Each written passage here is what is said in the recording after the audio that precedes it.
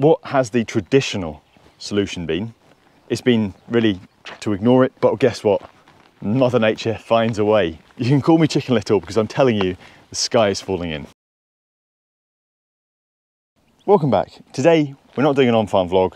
We're actually talking about something a little bit more important, in my opinion, and that's what's going to end sheep farming in the UK, but also abroad. Now, if you speak to a typical sheep farmer, what are top of the list of their concerns? You've probably got things like land use change, that would count here in New Zealand as well. Farmers worried about losing land to things like rewilding, but also commercial forestry plantations, things like carbon capture. Next, more of a UK thing, we've got predators. So that could be predators which we've always had, but are just harder to control these days. It could be predators that have been recently reintroduced, or it could be predators that have been gone from the UK for a long time, but let's talk about reintroducing them. Next, we've got international trade deals and the resulting competition from countries with lower cost of production. And finally, we've got this supposed lack of profitability. Now, are all of those things very important? Yes. Are they the biggest threat to sheep farming in 2023? Not a chance. The biggest threat is already upon us. That threat is Anthelmintic resistant parasites. Now, what do I mean by Anthelmintic resistant parasites? Anthelmintic is just a posh word for a worming product. So traditionally we've had our group 1, 2, 3, whites, yellows and clears. They've been used extensively and really successfully against gut worms in sheep, and gut worms in sheep are a really big thing. They're still the biggest killer of lambs, and those deaths are just the tip of the iceberg really, because we'll have heaps of lost growth that we just don't see from lambs that are badly affected, but not badly affected enough to kill them. So we have this range of products which we use, and we've used them for a long time and we've used them successfully. What's the problem? Now, you might have heard of this guy. Turns out natural selection applies to gutworms just like it does to any other animal. And when we repeatedly expose a population to a selection pressure, in this case it's this product that's meant to kill them, there will be a very small percentage of the population that can cope with it, and over time the population will gradually be replaced with worms that just aren't affected by the wormer. That's where we end up with our Anthelmintic resistant gutworms. As an aside, if we're talking about liver fluke, big thing in the UK, we could roll in triclobendazole resistant fluke into that. I'm going to set that one aside for now because this is scary enough. What has the traditional solution been? It's been really to ignore it, to cycle through the products, and then in places like New Zealand, it's been to combine different products. So rather than just have a group 1, a white wormer, or a group 2, a yellow wormer, or a group 3, a clear wormer, you end up combining those things into double or even triple combinations. And the final solution we've used historically is to basically try and come up with more groups, and we've done that to an extent. So we've got group 4s, which is the orange, Zolvix, if you're aware of that, and then we have purples, which are the group 5s. We call these two new actives novels. So group 4, group 5 are novels.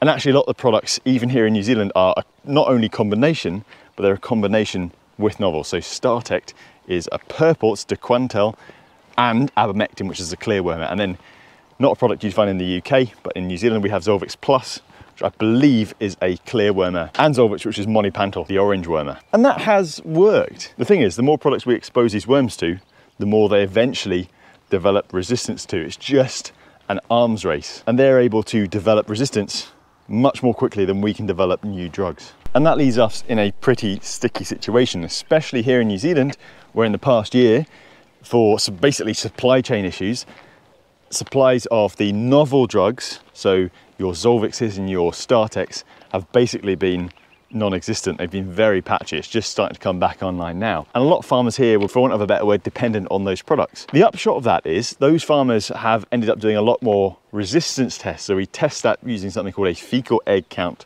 reduction test. I won't go into the detail of that here, but effectively it's a before and after treatment test of lambs, just to check that a different range of products is still working in a given sheep flock. And to be blunt, the results have been bad. Very, very, very bad. And this is not single active products. You'd really struggle here in New Zealand to find any single active, by that I mean non-combination product on the shelf. It doesn't really matter if that supply of novels is starting to trickle back, because the same thing's only going to repeat itself, right? Like I said, natural selection will charge on regardless.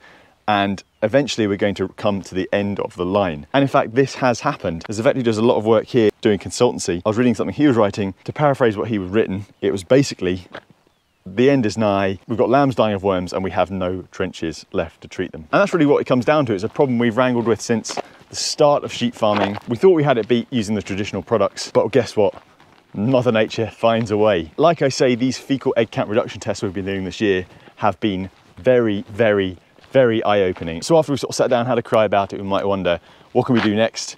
The first thing is, look, it's not that all drenches are totally rubbish on all farms. It's just that they're much less effective than we think they are, and they're only going to get less effective the more we use them. So, very first thing we've got to do is get a lot more intelligent about how we use these drenches. Second thing, and that's the more longer term aspect, is we've got to basically wean ourselves as much as we possibly can off the drenches. It might never be zero use, but it's going to have to be a fraction of what we currently use. How do we get around using drenches? Well, there is no easy fix, there's no silver bullet, right? As far as I'm aware, there's only one commercially available vaccine against one species of worms. That's the Barbavax for Haemonchus. Otherwise, we're basically going to have to reduce the challenge, and that is clean grazing strategies. What do I mean by that? I mean things like a leader-follower system, things like rotating sheep through with cattle or other species because they'll hoover up each other's parasites and kill them, integrating them more into arable crops where the parasite burden should effectively be zero. And the other side of the coin is improving the resistance of sheep to worms. This is where we can get Mother Nature to work for us. If the worms can develop resistance to the wormers, we can also develop sheep with resistance to the worms. And we talked about that a bit, I think, with Tim White, who's one of the developers of the ex-Lana breed, one of those shedding sheep. They are also selecting them for parasite resistance, and they're not the only ones doing that. I think the Cleans are doing a lot, and the Romneys potentially, but there is much more scope for doing that. And I hate to lay it on so thick, but if we don't get in gear and do it, and by we I mean vets and farmers and anyone peripherally involved with the sheep industry, sheep farming just isn't going to be here. It's going to be a husk of its former self, because if we can't control these parasites, we're going to have to destock vastly. And if we destock that much, is sheep farming still going to be viable? I don't know. There are certainly already areas of Australia where people just can't farm sheep because of these Anthelmintic resistant worms. And if I think about the UK, I'm sure their farms are in the same position, but also we've got triclobendazole resistant fluke. I know of at least one farm on our books who just stopped farming sheep because of that. That's a similar story. We've got a parasite, a limited number of products to treat it. We overuse one product, guess what? We get resistance, and then we have nothing left up our sleeve. And there'll be a host of other benefits to getting our sort of ducks in a row, if you like, because by using fewer wormers in sheep, it's less work, it's less medicine spend, it's less of the wormer in the environment, and people are becoming increasingly sensitive to that. Because guess what? Wormers have off-target activity in other important invertebrates.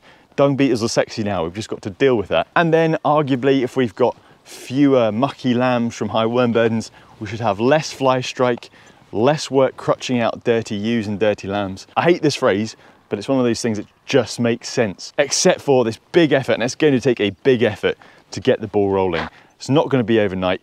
The lovely thing about picking up a bottle of wormer and drenching sheep with it is it's very simple, and you can do it today. Now that's stopped working, we have to get serious about the alternatives, even if they are more complex, and we have to use what's up here in the top paddock. Certainly here, I've started to get a lot more serious about post-drench checks, fecal egg count reduction tests, and I'll be taking that learning back home to the UK.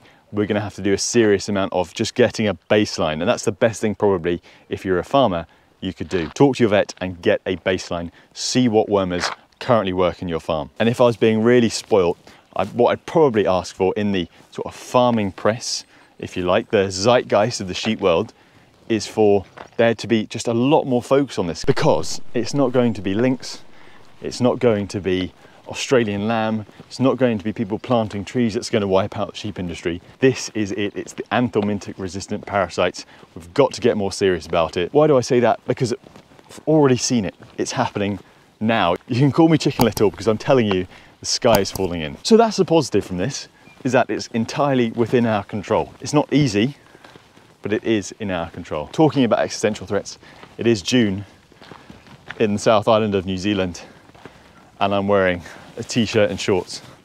That's another thing we've got to deal with. Anyway, we can deal with it. We will deal with it. We'll be back to the on-farm stuff for the next vlog, I promise. Normal programming will be resumed. I'll see you for the next one.